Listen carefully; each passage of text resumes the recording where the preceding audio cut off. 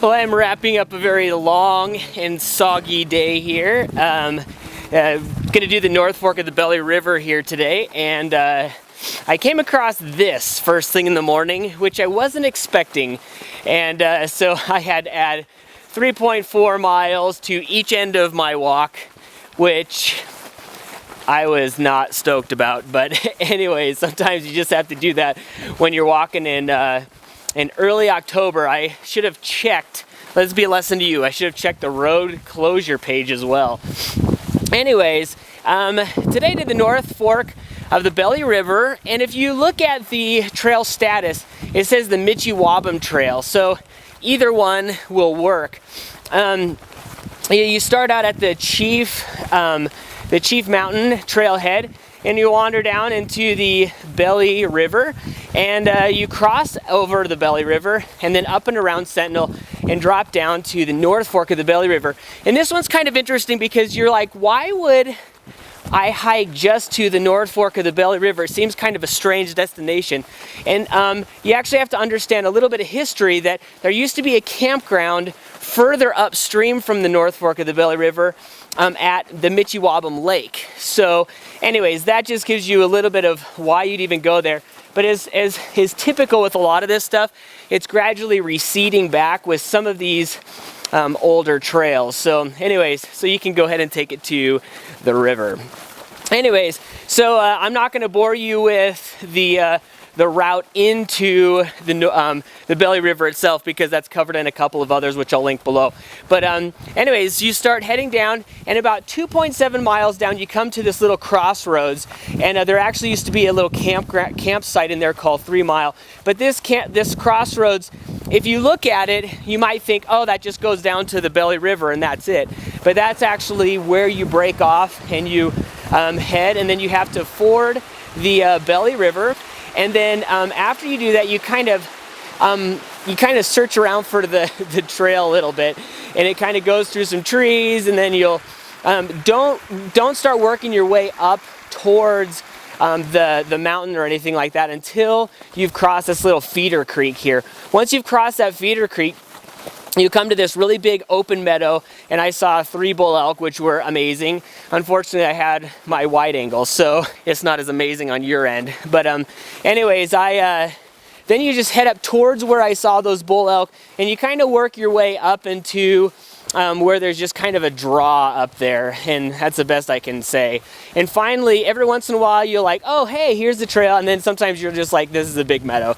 So if you have a GPS or something like that, that really, really helps out, just to be able to kind of see where these trails are.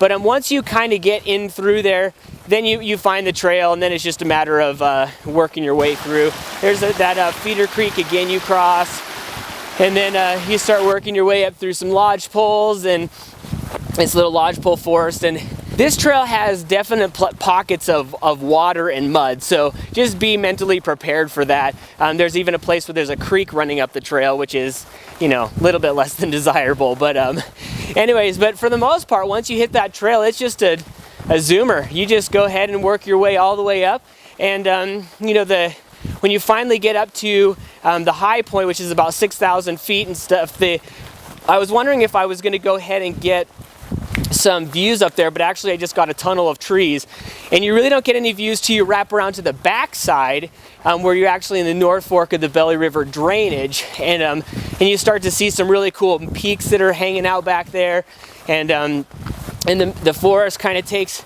a little bit drier look, it seems like, but you can definitely tell, you know, the trail's overgrown in a lot of places, so you're kind of wrestling alder a little bit, and then you'll come to this creek, and according to the map, it says go over the creek, but there's this big cairn right in there that says stop.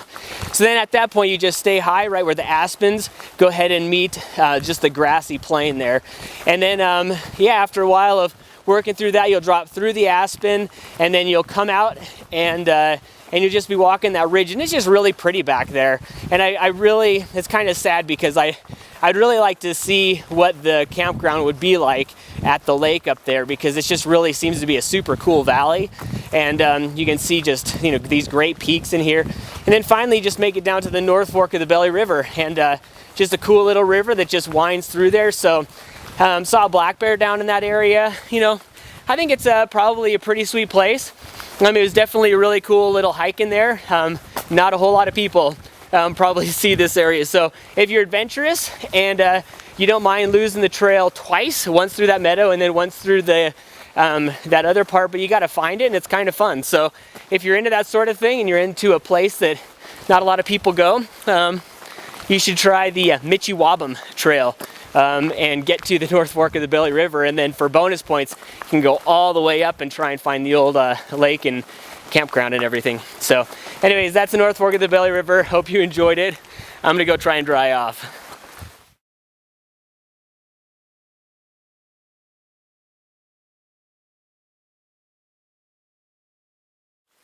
Well, since we're working on Belly River bonus over here, if you look at your map, you'll see over by Lee Creek, you'll see that there's a little bit of a patrol cabin. And let's go find that thing.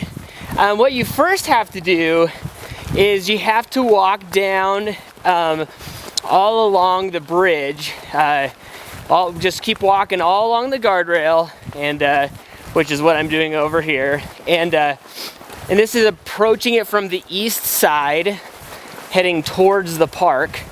And anyways, while you're walking along the bridge, right before you come over here to this, right over here to the concrete part, you step over, and you can see there's a little trail scurrying down there. So yep, there's the bridge, there's the scurry trail.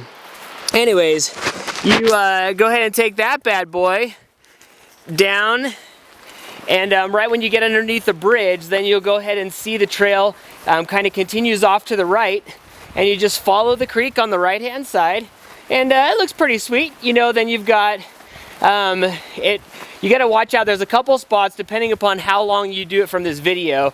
There might be a couple of spots in there where the bank has eroded away the trail, but anyways, you continue along that and make sure you bring your water shoes because the bridge is out. So then you cross over or cross through Lee Creek, and then after that you just kind of follow through the aspens and, you know, right along the very cute little scenic Lee Creek, and eventually you pop up to this little old cabin.